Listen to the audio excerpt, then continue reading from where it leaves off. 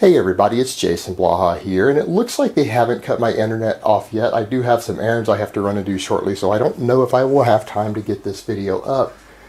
But I was reading through some of the stuff people have linked me, and it seems like a lot of my haters have started coming out in woodworks on threads and reading over some things, and even some of the things that people have said directly to me. I always find interesting the mentality of a hater. And it seems like anytime someone is doing something to actually try to better themselves, and they actually are bettering themselves, that the mentality of a hater is a person who's a hater cannot be happy for that person. They cannot be supportive of that person. Well, let me adjust this camera.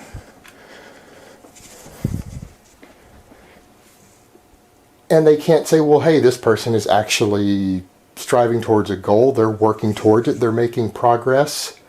They're laying out their future plans of what they know they need to do, and admitting to themselves and admitting even publicly, hey, this is what I have to do if I want to reach my goal. And so I'm going to have to do this. People will try to tear that person down. And I thought it was interesting because I saw on some forums, and even someone said to me they were making fun of my lifts. They were making fun of my strength level and saying, oh, your lifts are pathetic. Your lifts are pathetic for someone on gear. Or people are even saying competitive, you're not competitive because you're not a world record holder. And that sort of mentality, it's like, what the fuck kind of mentality is that anybody actually really thinks that way? There are tens of thousands of competitive powerlifters in the world. There's only a handful of world record holders. You can be in the top 1% and be nowhere near a world record. You could literally be in the top percentile and have no chance whatsoever of hitting a world record.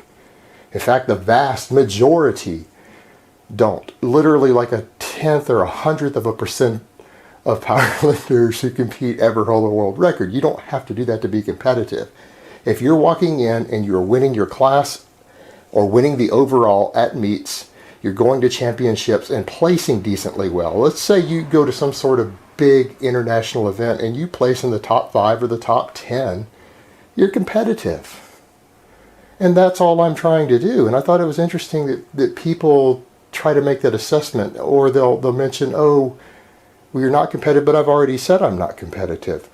And like for me, something I said was that I have to lose body fat in order to be competitive.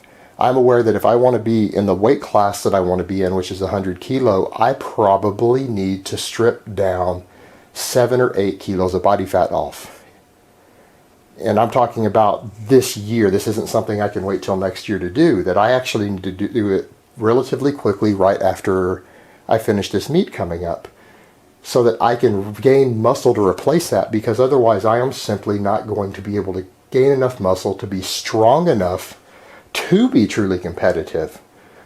But there are people who aren't satisfied with that. They reply, well, you're not competitive.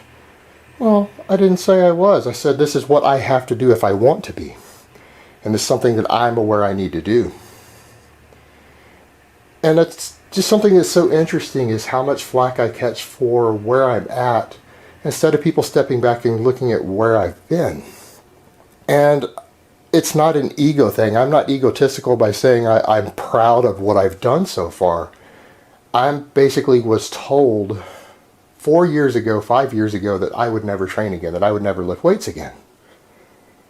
My doctors told me that. In fact, I was forbidden from lifting weights for 3 years. I had strict medical orders, no training. 0. And then when I was given permission to train again, I started training, and it was a hard struggle. And I weighed 273 pounds. And I've showed you guys pictures of it. I weighed 273 pounds with little toothpick arms. When I got permission to train again, I couldn't bench press an empty bar. I couldn't squat my body. I had to hold onto the back of a chair to try to pull myself up for one squat.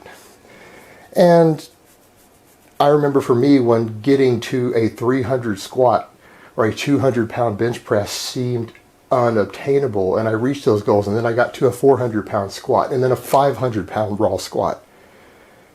And the same with the bench press. I finally got to a 200 bench, a 250 bench, a 300 bench. It's been a hard struggle, and I'm proud of the fact that I accomplished that when my doctors and everyone else told me I wouldn't be able to do it again. And what I'm doing is moving upward and onward. I said I was going to get back into powerlifting. People said, no, you won't, no, you won't. Well, here I am, guys. I've got a membership. I've paid for an event. I'm in my meet prep. I'm like 9 days out right now. It's booked. My accommodations are all set and booked. I mean, I'm doing the event. And it's just a qualifier. And am I going to be happy with what I get at this qualifier? Hell no. In fact, my strength is starting to take a hit due to the cutting. I don't think I'm going to get the total that I originally wanted, but that's okay with that, because as long as I qualify and I move forward and I do better at nationals, and then the next year I do better again at the next qualifier and better at the nationals again, as long as I keep pushing forward and improving, that's what it is about. And even in a competitive thing like this, it's about competing with yourself. And for me, the idea of doing that after being told by my doctors that I couldn't do it, that I would never do it, to be actually in the process of doing it is really gratifying for me. And I just find that so interesting that people can't be happy for someone who is actually in the process of actively achieving their goals and literally making visible and noticeable progress month after month after month. And that's the mentality of a hater. And what's wrong with people who act that way and feel that way, I really don't know.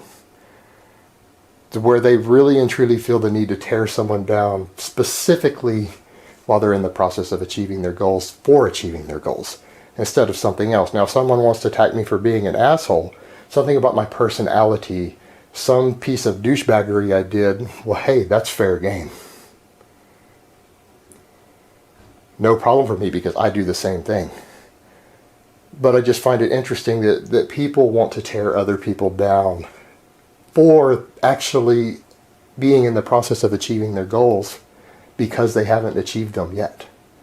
It's kind of like the people who make fun of the fat person who you actually see at the gym, who is actually counting their calories or lifting weights and doing cardio every day, both at the gym, of making fun of them for being fat. Well, they're in the process of fixing the problem. Why would you make fun of that person? All right, guys, so that's really all I have to say on that today. I hope it has been informative, and I will talk to you guys next time. And don't be a hater.